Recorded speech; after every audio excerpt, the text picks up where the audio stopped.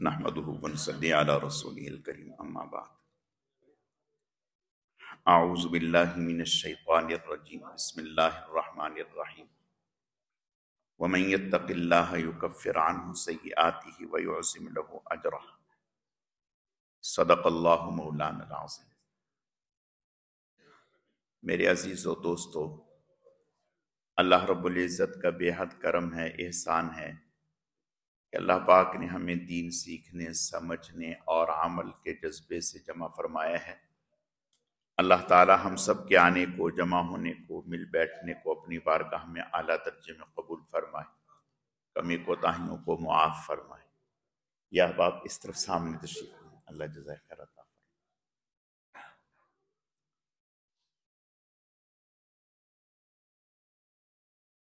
یہ جو آیت کریمہ تلاوت کی ہے، اس آیت میں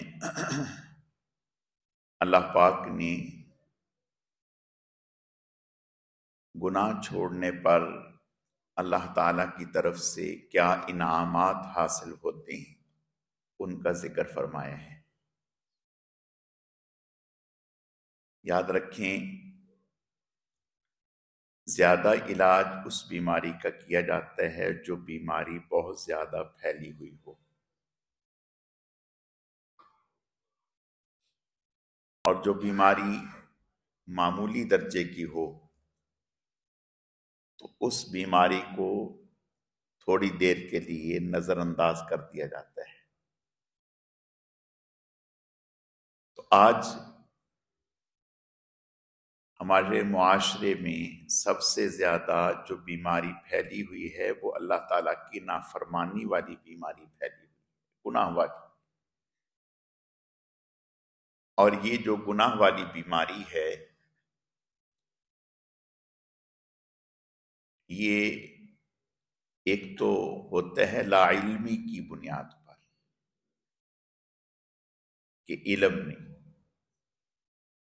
اور ایک ہے علم ہونے کے باوجود اللہ کی نافرمانی ہو رہی ہے۔ یہ خطرناک چیز ہے۔ اگر لا علمی میں کوئی اللہ کی نافرمانی ہو رہی ہے، ہمیں پتہ نہیں ہے، تو پکڑ تو اس پر بھی ہے، پکڑ تو اس پر بھی ہے۔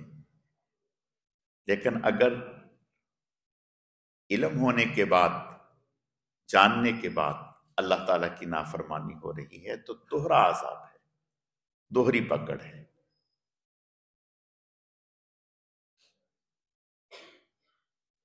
تو انسان جو اللہ تعالیٰ کی نافرمانی کرتا ہے وہ محض وقتی لذت کو حاصل کرنے کے لیے اللہ تعالیٰ کی جو نافرمانی کرتا ہے وہ وقتی لذت کو حاصل کرنے کے لیے کرتا ہے، باقی اور کوئی ایسی چیز نہیں کہ جس کی وجہ سے آدمی اللہ کی نافرمانی کرے۔ مثلا جھوٹ بول رہا ہے، غیبت کر رہا ہے۔ اب اگر غیبت نہ کرے تو کیا نقصان ہے؟ کوئی نقصان نہیں، لیکن مزہ کیسے آئے گا؟ وہ مجلس دوبالا کیسے ہوگی؟ اس مجلس کا رنگ کیسے جمے گا؟ تو غیبت کر رہا ہے صرف لذت کے لیے، بد نظری کر رہا ہے صرف لذت کے لیے، اور بیسیوں گناہ ہیں جو محض لذت حاصل کرنے کے لیے اللہ کی نافرمانی کر رہا ہے، اور لذت وقتی ہے، اس کے بعد پشیمانی ہے، ندامت ہے، شرمندگی ہے۔ لذت ختم ہو جائے گی، گناہ باقی رہے گا، گناہ ختم نہیں ہوگا۔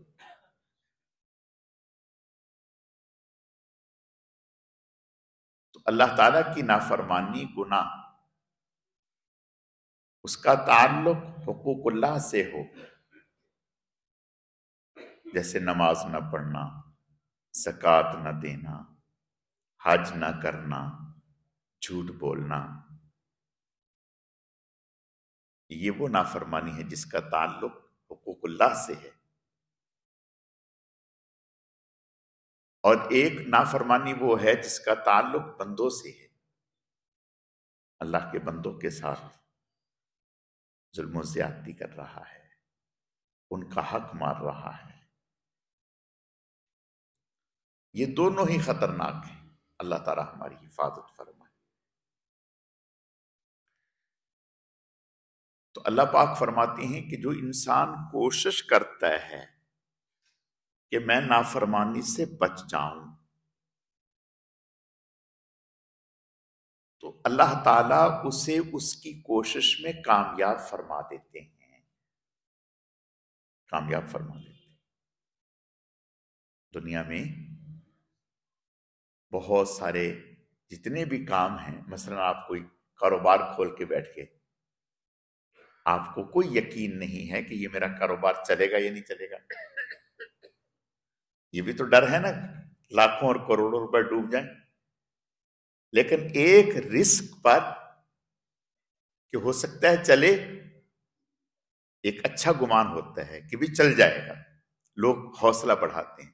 تو آدمی لاکھوں روپے خرچ کر رہا ہے، وقت بھی لگا رہا ہے، مشقت بھی اٹھا رہا ہے، صبح سے شام تک وہاں وقت بھی دے رہا ہے، بیوی بچوں کو سے بھی دور ہے، اور تقریبات بھی چھوڑ رہا ہے۔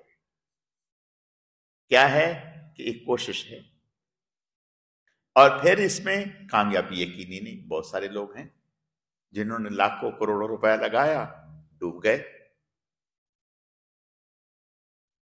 لیکن اللہ تعالی کی اطاعت و فرما برداری اور گناہ سے بچنے کی کوشش کرنا،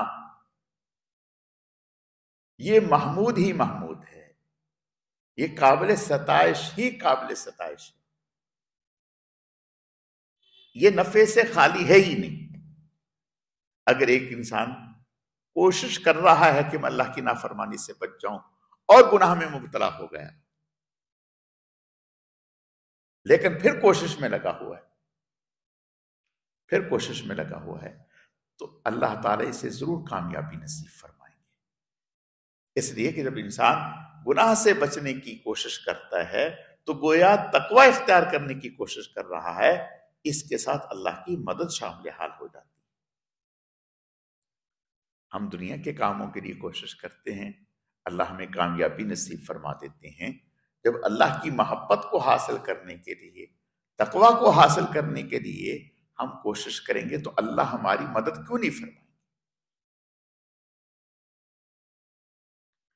اور اللہ پاک فرماتے ہیں وَمَن يَتَّقِ اللَّهَ يُكَفِّرْ عَنْهُ سَيِّئَاتِهِ وَيَجْعَلْ لَهُ مِنْ أَمْرِهِ يُسْرًا۔ اس آیت میں اللہ پاک نے دو انعام بتائے کہ جو انسان اللہ کی نافرمانی سے بچتا ہے، گناہ چھوڑتا ہے، تو اللہ تعالیٰ دو اس کو انعام دیں گے۔ ایک انعام تو یہ دیں گے کہ اس کے کام کو اللہ آسان کر دیں گے، اس کے کاموں کو اللہ آسان کر دیں گے۔ یعنی جو لوگ مشکل سے کر رہے ہوں گے وہ 2 منٹ میں کر لے گا، اللہ ایسے ذرائع پیدا کر دیں گے۔ اور واقعتاً اس کا بہت دفعہ تجربہ کیا کہ ایک شخص جو ہے اس کام کے لیے جان مار رہا ہے اور دوسرے کا بیٹھے بٹھائے ہو گیا آرام سے۔ دیکھو اللہ کا وعدہ جھوٹا نہیں ہے۔ کوئی آپ سے کہتا ہے کہ بھئی سخی حسن نہ جانا آج، بھئی کیوں؟ وہاں پتھراؤ ہو رہا ہے، گاڑیاں جل رہی ہیں، فائرنگ ہو رہی ہے، تو آپ جائیں گے؟ نہیں جاتے۔ حالانکہ یہ جھوٹ بھی بول سکتا ہے، جھوٹ بھی بول سکتا ہے، لیکن اللہ جھوٹے نہیں ہے، اللہ جھوٹے نہیں ہے۔ اللہ کیا کہہ رہے ہیں؟ وَمَن يَتَّقِ اللَّهَ يَجْعَلْ لَهُ، جو اللہ سے ڈرتا ہے، گناہ سے بچتا ہے، اللہ اس کے کام کو آسان کر دیں گے۔ وَيُكَفِّرْ عَنْهُ سَيِّئَاتِهِ، اور اس سے گناہوں کو دور کر دیں گے۔ وَيُعْظِمْ لَهُ أَجْرًا، اور اسے بہت بڑا اجر و ثواب انعام عطا فرمائیں گے۔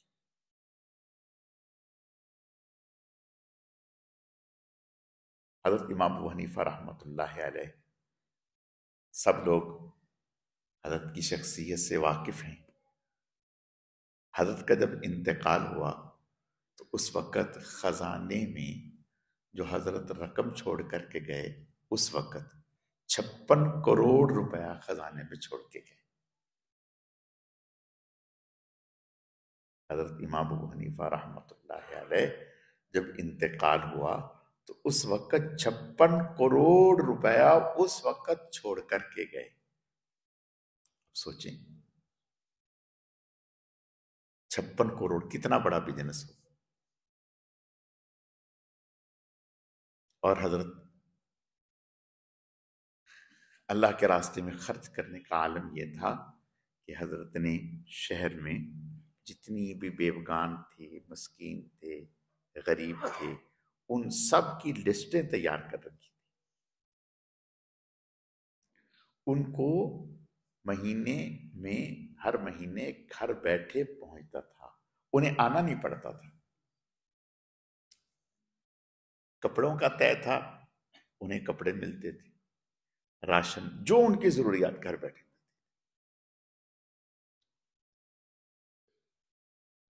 اور تقوی کا، اللہ تعالی سے ڈرنے کا عالم یہ تھا کہ ایک دن دوپہر کو سخت گرمی تھی تو مکانوں کے سائے میں چلتے ہوئے جا رہے تھے، مسجد میں مکان ہے نا، ان کے سائے میں چلتے ہوئے جا رہے تو چلتے چلتے آگے ایک مکان آیا تو اس کے سائے کے نیچے سے نہیں گزرے بلکہ دھوپ میں ہو گئے، دھوپ میں ہو گئے، اور دھوپ میں سے چل کر جب اس کا مکان گزر گیا پھر سائے میں آ گئے۔ جو حضرت کے ساتھ تھا اسے بڑی حیرت ہوئی کہ اب تک تو وہاں سے یہاں تک مکانوں کے سائے میں، اس شخص کے مکان کے سائے میں نہیں گزرے بلکہ دھوپ سے ہو کر گزرے ہیں۔ پوچھ لیا اس نے کہ حضرت یہ کیا؟ حضرت نے فرمایا کہ دیکھو، اس نے مجھ سے قرض لے رکھا ہے، اس نے مجھ سے قرض لے رکھا ہے۔ جس شخص نے قرض لیا ہوا ہو، اس قرض کے عوض اس سے نفع حاصل کرنا سود کہلاتا ہے، سود کہلاتا ہے۔ میں اس کے مکان کے سائے کے نفع سے بھی بچنا چاہتا ہوں تاکہ کوئی شبہ ہی نہ آئے۔ ایسا اندازہ کریں۔ ایک دفعہ حضرت نے، جو حضرت کے کام کو صرف جو دیکھنے والے لوگ تھے 40 لوگ تھے، تو حضرت نے ان سے فرمایا کہ بھئی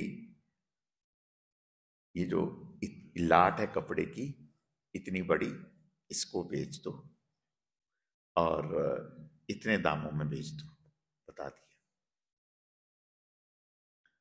تو انہوں نے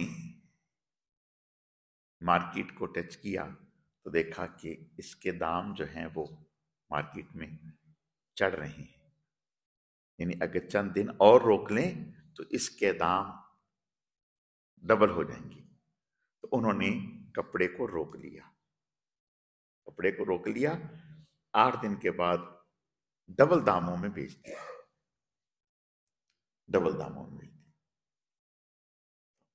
اب حضرت کے پاس آئے، حضرت کو جب پیسے دیے تو حضرت نے فرمایا کہ بھئی اتنی رقم کہاں سے آ گئی؟ یعنی میں نے تو آپ کو بتایا تھا کہ اتنے داموں میں بیچنا ہے تو وہ تو اتنے پیسے بنتے ہیں، یہ اتنی بڑا اماؤنٹ آپ کہاں سے لے آئے؟ انہوں نے کہا حضرت جو آپ نے بتایا تھا نا، تو اگر ویسا کرتے تو پھر تو اتنے ہی پیسے ہوتے، لیکن ہم نے جب مارکیٹ کو ٹچ کیا تو ہمیں یہ لگا کہ اگر ہم اس کو روک لیں، مارکیٹ میں اس کی بڑی ڈیمانڈ ہے، مل نہیں رہی یہ چیز، بہت کم تعداد میں ہے، اگر ہم اس کو روک لیں تو اس کی قیمت ڈبل ہو جائے گی۔ ہم نے روک لیا۔ حضرت نے فرمایا ہو، آپ نے تو نفع کیا، میرا اصل سرمایہ بھی ضائع کر دیا۔ حضرت نے فرمایا کہ بھئی آپ نے تو ذخیرہ اندوزی کر دی، اس کپڑے کا کیا فائدہ جو وقت پہ امت کے کام نہ آئے؟ اس کپڑے کا کیا فائدہ جو وقت پر کام نہ آئے؟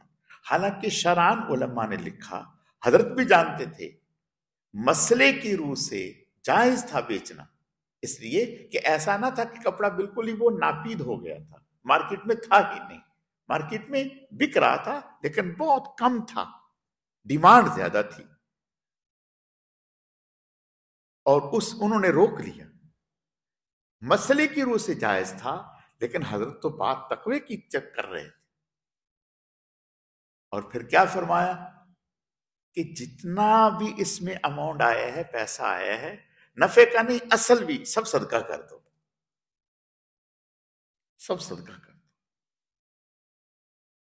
پورا کا پورا اماؤنٹ صدقہ کر دیا، لاکھوں میں صدقہ کر دیا۔ تو میرے عزیزو، میں عرض یہ کرنا چاہتا ہوں کہ اللہ پاک سچے ہیں، جھوٹے نہیں ہیں۔ آج اگر کوئی انسان اپنی پریشانی کہتا ہے کہ میں پریشان ہوں، کسی بھی پریشانی میں مبتلا ہے، تو دیانتداری سے میں یہ کہتا ہوں کہ سب سے پہلے وہ اس بات کا جائزہ لے کہ مجھ سے کہاں کون سی اللہ کی نافرمانی ہو رہی ہے۔ کہیں جانے کی ضرورت نہیں، نہ کوئی تعویذ لینے کی ضرورت ہے، نہ کوئی وظیفہ پڑھنے کی ضرورت ہے، کچھ کرنے کی ضرورت نہیں، بس صرف اتنا ہے کہ ہم اپنے شب و روز میں دیکھیں کہ مجھ سے کون سی اللہ کی نافرمانی ہو رہی ہے۔ بس جو اللہ کی نافرمانی ہو رہی ہے اس کو چھوڑ دے، توبہ کر لے، دیکھیں کہ معاملات خود بخود سیدھے ہو جائیں گے۔ حضرت بہلول یہ انہیں دانا کہتے تھے، بہلول مجذوب ہارون رشید رحمۃ اللہ علیہ کے زمانے میں تھے، بڑی گہری بات کہتے تھے، لوگ ان سے تفریح لیتے تھے، اور ہارون رشید رحمۃ اللہ علیہ بھی ان سے تفریح کیا کرتے تھے، لیکن بات اللہ والے تھے، بات بڑی گہری کہتے تھے۔ ہارون رشید رحمۃ اللہ علیہ نے اجازت دے رکھی تھی کہ اگر یہ میری مجلس میں آنا چاہیں تو انہیں روکا نہ کریں، آنے دیا کریں۔ ان کا میں ایک واقعہ آپ کو سنانا چاہتا ہوں۔ وہ واقعہ، کئی سارے واقعات جو اس وقت مجھے سنانا ہے پیش نظر، وہ یہ کہ ایک دفعہ انہیں دیکھا کہ یہ قبرستان میں بیٹھے ہیں، قبرستان میں بیٹھے ہیں، تو کسی نے پوچھا کہ یہاں کیا کر رہے ہو؟ یہاں کیا کر رہے؟ کہا میں اللہ اور بندوں کی صلح کرانا چاہتا ہوں، بندوں کی اور اللہ کی صلح کرانا چاہتا ہوں۔ کہا کہ اچھا پھر؟ کہا کیا کریں؟ جب یہ قبروں سے باہر تھے، جب یہ قبروں سے باہر تھے، بازاروں میں تھے، مارکیٹوں میں تھے، گھروں میں تھے، اس وقت یہ نہیں مانتے تھے، اللہ مانتے تھے۔ اس وقت میں ان کو کہتا تھا کہ تم ایسا کر لو، تم ایسا کر لو، تم سیدھے ہو جاؤ، اس وقت یہ نہیں مانتے تھے، اپنی بات کے اوپر جمے ہوئے تھے، اور آج یہ مان رہے ہیں، اللہ نہیں مان رہا۔ آج یہ کہتے ہیں کہ ٹھیک ہے ہم سب کچھ کرنے کے لیے تیار ہیں، لیکن وہ نہیں مان رہا۔ پہلے وہ مانتا تھا، یہ نہیں مانتے تھے، آج یہ مان رہے ہیں، وہ نہیں مان رہا۔ تو خیر، یہ بہلول مجذوب جو ہے تو یہ گہری بات کہا کرتے تھے۔ ایک دفعہ ہارون رشید رحمۃ اللہ علیہ نے ایک چھڑی تھی بڑی خوبصورت، تو یہ آئے تو ان کے ہاتھ میں دی، کہا کہ بہلول یہ لے لو، جو تمہیں تجھ سے زیادہ بیوقوف نظر آئے یہ اس کو دے دو، جو تمہیں تم سے زیادہ بیوقوف نظر آئے اس کو دے دو۔ مقصد یہ تھا کہ آپ سے زیادہ کوئی بیوقوف نہیں، لہذا یہ آپ رکھ لو۔ اب بہلول مجذوب رحمت اللہ علیہ نے وہ چھڑی اپنے پاس سنبھال لی، رکھ لی۔ پتہ چلا بہلول مجذوب کو کہ ہارون رشید رحمت اللہ علیہ سخت بیمار ہیں، سخت بیمار ہیں، اور امید بھی نہیں کہ بچیں گے، بہت زیادہ علیل ہیں۔ تو خیر ہارون رشید رحمت اللہ، بہلول مجذوب ہارون رشید رحمت اللہ علیہ کی تیمارداری کے لیے آیا، اور آ کر کے کہا کہ سنائیے کیا حال ہے؟ کہا کہ کیا حال ہو سکتے ہیں، اب تو سفر شروع ہونے والا ہے، چل چلاؤ کا ٹائم ہے۔ تو بہلول سمجھ گیا کیا کہنا چاہ رہا ہے، کہہ رہا اچھا تو کون کون لوگ ساتھ جا رہے ہیں آپ کے؟ یعنی ہارون رشید رحمت اللہ علیہ جب بھی سفر پر جایا کرتے تھے تو پورا ایک لاؤ لشکر جایا کرتا تھا ساتھ میں، جو وہاں پہلے سے حفاظتی تدابیر، رہن سہن کا انتظام، خورد و نوش کا انتظام، تو ایک مجمع ہوتا تھا۔ تو کہا کہ کتنے لوگ ساتھ جا رہے ہیں؟ ہارون رشید رحمت اللہ علیہ کہنے لگے تم وہی پاگلوں والی باتیں کرتے رہتے ہو، یہ وہ سفر ہے کہ جس میں انسان اکیلا ہی جاتا ہے، کوئی ساتھ نہیں ہوتا۔ کہا اچھا تو کتنے دن کے لیے جا رہے ہیں؟ کہا کہ پھر وہی بات۔ تو اس نے کہا کہ ہارون یہ چھڑی آپ کو مبارک ہو، مجھے آپ سے زیادہ دنیا میں بیوقوف نظر نہیں آیا، آپ ہی اس کے لائق ہیں جو چھڑی دی تھی۔ کہنے لگا کہ دیکھو دنیا میں تم چند دن کے لیے جب جایا کرتے تھے تو جانے سے پہلے وہاں گرم ٹھنڈا سایہ دھوپ ہر چیز کا انتظام کرتے تھے، اور یہاں جا رہے ہو اور کچھ انتظام نہیں کیا، کچھ انتظام نہیں کیا، تو تم سے زیادہ دنیا میں۔ ہارون رشید رحمت اللہ علیہ رونے لگے، کہا کہ بہلول آپ نے صحیح بات کی کہ دنیا کے چھوٹے سے سفر کے لیے جانا ہوتا ہے تو انسان اتنے لوازمات اختیار کرتا ہے۔ آپ نے دیکھا کہ کبھی انسان عمرے پر جاتا ہے، یہ کبھی اور ٹور پہ جاتا ہے، کبھی اور کسی سفر پہ جاتا ہے، تو کتنی پہلے سے تیاری شروع کر لیتے ہیں، یہ چیز رکھیں، یہ چیز رکھیں، بھئی موسم وہاں ایسا ہے، یہ سویٹر رکھ لیں، یہ شال رکھ لیں، یہ شوز رکھ لیں، یہ فلاں رکھ لیں، یہ پیسے رکھ لیں، یہ پاسپورٹ رکھ لیں، یہ ٹکٹ کی کاپی رکھ لیں، اتنے لوازمات۔ کہا کہ اتنے لمبے سفر پہ جا رہے ہو اور اس کے لیے کوئی لوازمات نہیں؟ تو میرے عزیزو عرض کرنے کا مقصد اتنا ہی ہے کہ جب انسان گناہ سے بچنے کی کوشش کرتا ہے، دیکھو ایک ہے کوشش کرنا اور ایک ہے کہ انسان چاہے تو کہ میں گناہ سے بچوں، لیکن چاہتا تو ہے کہ بچوں، کوشش نہیں کرتا، تو چاہنے سے تو کوئی کام نہیں ہوتا، کوشش سے کام ہوتا۔ ایک آدمی چاہتا تو ہے کہ میری شادی ہو جائے، لیکن اس کے لیے کچھ کوشش کرتا ہی نہیں، کوئی محنت ہی نہیں کرتا، تو محض چاہت سے کیا ہوگا جب تک کہ کوشش نہیں کرے؟ تو چاہے بھی اور کوشش بھی کرے، پھر اللہ پاک اس کی مدد فرماتے ہیں، پھر اللہ تعالیٰ اس کی مدد فرماتے ہیں، اس کی گناہ سے حفاظت فرماتے ہیں، اور پھر یہ دھیان دل میں جمانا کہ مجھے میرے اللہ دیکھ رہے ہیں۔ یہ دھیان صرف نماز کے لیے نہیں ہے، یہ دھیان کہ ہم جب نماز پڑھنے بیٹھیں، نماز پڑھنے کے لیے کھڑے ہوں تو اس وقت ہمارا دھیان ہو کہ اللہ مجھے دیکھ رہا، نہیں، ہر وقت یہ دھیان اپنے دل میں جمانا کہ اللہ تعالیٰ مجھے دیکھ رہے ہیں، میں اللہ کی نظروں کے سامنے ہوں۔ آپ نے کبھی دیکھا کہ یہ جو بڑے بڑے مال بنے ہوئے ہوتے ہیں تو وہاں جگہ جگہ کیمرے لگے ہوئے ہوتے ہیں، اور کئی ساری جگہوں پر نمایاں لکھا ہوتا ہے خبردار کیمرے کی آنکھ آپ کو دیکھ رہی ہے۔ کیا مطلب؟ کہ کوئی حرکت نہ کرنا، کوئی چیز اٹھا کر کے جیب میں ڈالنے کی کوشش نہ کرنا، ورنہ رسوا ہو جاؤ گے، پٹو گے۔ اور کوئی انسان وہاں یہ حرکت نہیں کرتا۔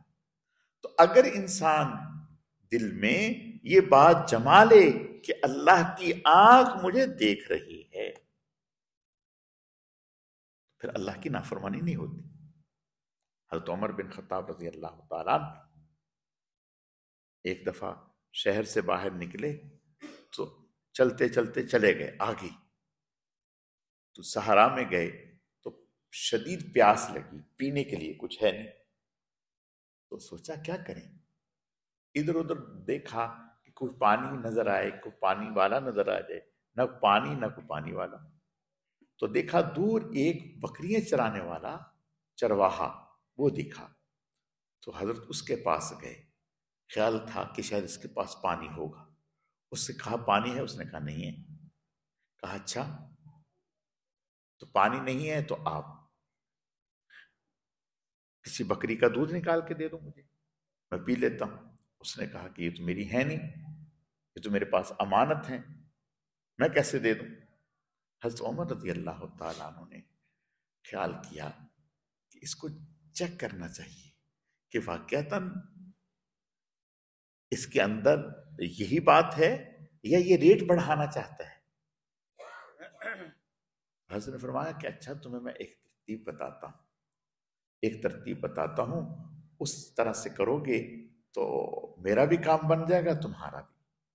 اس نے کہا کیا؟ حضرت نے فرمایا تم ایک کام کرو، ایک بکری میرے ہاتھ بیچ دو، جو کہو پیسے میں تمہیں دے دیتا ہوں، اور پھر اس بکری کا دودھ نکال کے میں بھی پیتا ہوں، آپ کو بھی پلائیں گے، پھر اس کو ذبح کریں گے، اس کا گوشت کھائیں گے، میں بھی آپ بھی۔ اور اتنا بڑا ریوڑ ہے، کون سا آپ کا مالک جو ہے وہ روزانہ حاضری لگاتا ہے کون سی بکری ہے کون سی نہیں؟ اتنے بڑے ریوڑ میں اس کو پتہ ہی نہیں چلے گا۔ اگر پتہ چل بھی گیا تو کہہ دینا کہ کوئی بھیڑیا کھا گیا یا ادھر ادھر ہوگی۔ تو وہ شخص ہنسا، کہنے لگا یا رجل فأین اللہ،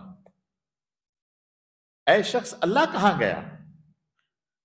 اگرچہ میرا مالک تو نہیں مجھے دیکھ رہا، اس کو تو نہیں پتہ چلے گا، اللہ کا تو علم ہے نا، تو اللہ کو کیا جواب دوں گا؟ حضرت عمر رضی اللہ تعالیٰ اس کو گلے سے لگایا اور فرمایا کہ ایسے ہی لوگوں کی برکات ہیں کہ ہماری سلطنت صحیح چل رہی ہے، کہ انسان تنہائیوں میں بھی ہو تو اللہ کا خوف ایسا غالب ہو کہ تنہائی میں بھی وہ اللہ کی نافرمانی کرنے سے لرز جائے۔ تو میرے عزیزو، جب انسان کے اندر، دیکھو ایک بات یاد رکھو، دنیا کے کاموں کے لیے ہم محنت کوشش کرتے ہیں نا۔ اب دیکھو ایک آدمی ہے، اس کی جاب ہے، جاب کتنے کی ہے بھی؟ 4 لاکھ روپے اس کو مہینے کے ملتے ہیں، 4 لاکھ روپے مہینے کے ملتے ہیں۔ نوکری کیا ہے؟ نوکری یہ ہے کہ اس نے صبح فجر کی نماز پورٹ قاسم پہ پڑھنی ہے، صبح فجر کی نماز پورٹ قاسم پہ پڑھنی ہے، اور 4 لاکھ روپے ملتے ہیں۔ تو دیانتداری سے بتاؤ کہ وہ صبح اٹھ کے وقت پہ پہنچے گا نہیں پہنچے گا؟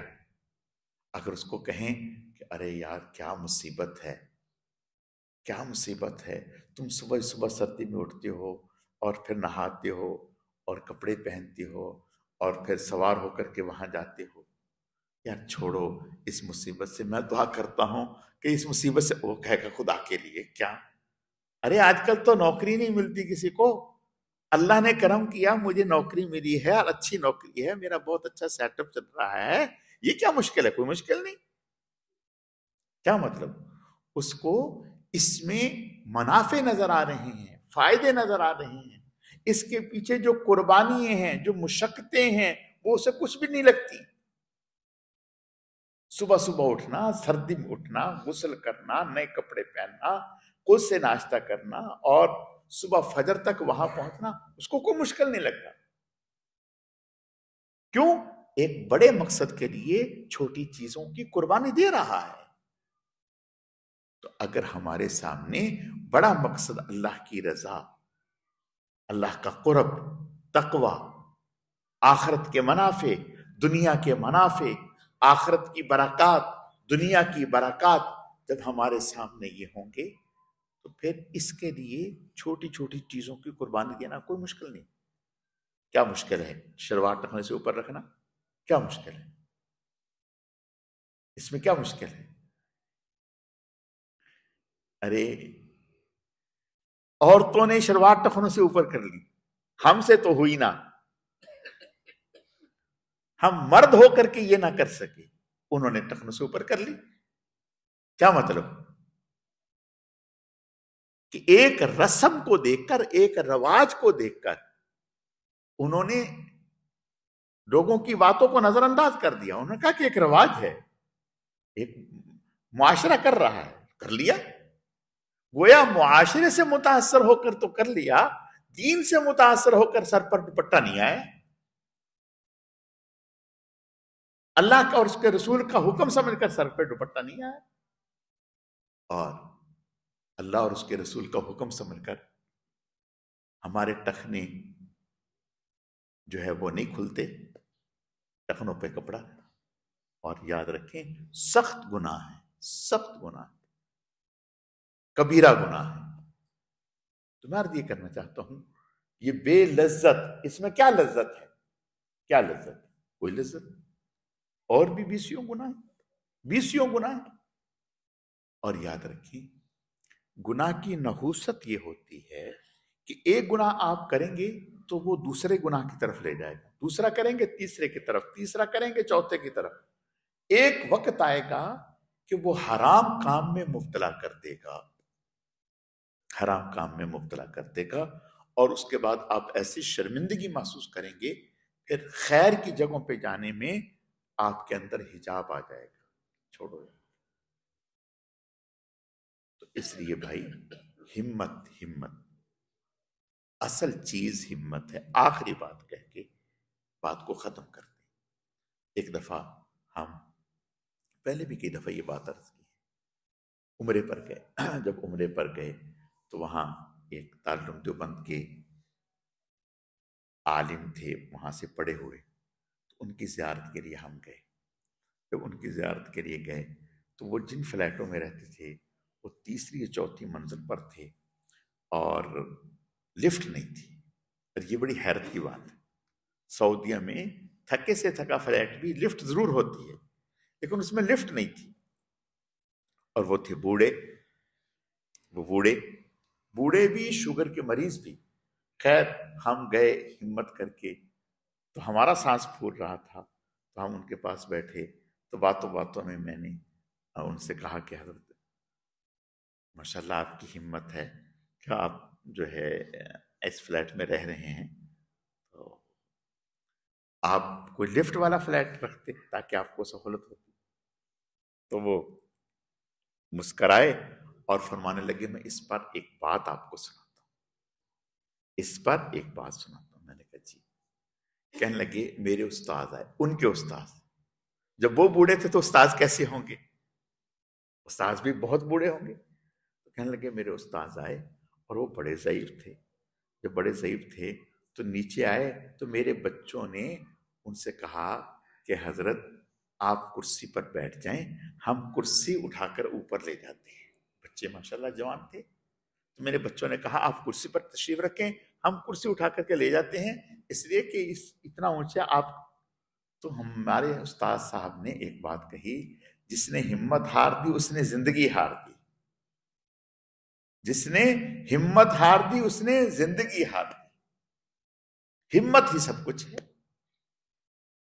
تو کہنے لگے استاد صاحب نے ایسا جملہ کہا کہ جس نے مجھے جوان بنا دیا. اور سچ پوچھو تو یہ جملہ آج میرے آپ سب کے لیے ہے. جس نے گناہ کے سامنے ہمت ہار دی اس نے اپنے آپ کو شکست کھا لی، وہ کچھ نہیں کر سکتا. کچھ نہیں کر سکتے. کوئی بھی کام، دنیا کا کوئی بھی کام. بعض اللہ کے بندے ایسے ہوتے ہیں، آپ یقین جانیں، کوئی دنیا کا کام ان کے سامنے رکھیں وہ ہو جائے گا، وہ کہیں گے ہو جائے گا. اور کچھ ایسے ہوتے ہیں جتنا مرضی یہ نہیں ہو سکے گا، یہ نہیں ہو سکے گا. اچھا آپ سے ہوگا کیا؟ کھا لیں گے، بس ہم کھا لیں گے، سو لیں گے، اور ہم سے کچھ نہیں ہو سکے گا. بس ہم سے ہی ہو. ہم کھانے کے لیے، سونے کے لیے پیدا ہو، اور بہت زیادہ تو بچے پیدا کرنے کے لیے. یہ 3 کام ہم کرتے ہیں اور ہم سے کوئی ہوتا ہی نہیں. ایسوں کو ڈنڈے مارنے چاہیے. نہیں، یاد رکھیں، انسان حوصلہ اور ہمت پہاڑ کی مانند ہے، پہاڑ کی مانند، پہاڑ کی مانند. مولانا اعظم طارق شہید رحمت اللہ علیہ، بہت پہلے کی بات ہے، بہت پہلے کی بات ہے. تو میں اور وہ، اس وقت تو وہ مسجد صدیق اکبر مسجد بنی بھی نہیں تھی، چھپرے ڈلے ہوئے تھے. اس وقت کی بات ہے، ایک ہی کمرہ تھا، 2 کمرے تھے. اس کمرے میں اور وہ بیٹھے ہوئے تھے. تو شروع کی بات ہے، جب سپاہ صحابہ بالکل آغاز ہی ہوا تھا، اور اس وقت بڑی، یعنی یہ نعرہ ہی لگانا بڑا مشکل تھا. تو کوئی بات ہوئی تو میں نے ان سے کہا کہ یہ آپ نے کیا کیا؟ کہاں آپ نے بھیڑ کے چھتے میں ہاتھ ڈال دیے ہے؟ یہ کیا آپ؟ تو وہ برجستہ کہنے لگے کہ 17 سال کا محمد بن قاسم جو ہے، وہ اگر علاقے فتح کرتا ہوا یہاں آ سکتا ہے تو ہم کیوں نہیں کر سکتے؟ آپ یقین جانیں، یہی ہم کیوں نہیں کر سکتے؟ پہلا انہوں نے یہاں سے جلوس نکالا اور بنس روڈ پہ جانا تھا ایک پروگرام میں. پہلا، سب سے پہلا اسی پر فائرنگ ہو گئی، اسی جلوس پر فائرنگ ہو گئی. یہ پہلا جلوس تھا، فائرنگ ہو گئی اور اس میں کئی سارے ساتھی زخمی ہو گئے. لیکن مجال ہے، ان کا حوصلہ یہ کچھ نہیں. جلوس لے کے گئے، جلوس لے کے گئے. جو زخمی ساتھی تھے ان کا علاج معالجے کے لیے ترتیب بنائی اور وہاں سے فارغ ہوئے. تو انہوں نے مشورہ کیا. مشورہ کرنے کے بعد میں نے کہا نا کہ جب مشورہ کیا کہ اب کیا کرنا چاہیے، کچھ نے کہا کہ آپ کو چلے جانا چاہیے، کچھ نے کہا آپ ادھر. اور کہا کیا بات کر رہے ہیں، کیا بات کر رہے ہیں، میں کیوں جاؤں؟ اب ان کے ڈرنے کی باری ہے، میری ڈرنے کی باری نہیں. اب میں بدلہ لینے والوں میں ہوں. اب وہ ڈرے گا، وہ اندر گھسے گا کہ اس کو خطرہ ہوگا کہ پہل ہم نے کر لی، اب ان کی باری ہے. اب میں کیوں ڈروں؟ بات سمجھ میں آ رہی؟ تو بات کہنے کی یہ ہے، کبھی وہ ان کا ایک مشہور جملہ تھا کہ اللہ کے غیر سے ڈرنا میں شرک سمجھتا ہوں. اللہ کے غیر سے ڈرنا شرک سمجھتا ہوں. اور ان کا یعنی بہت حوصلے والے تھے.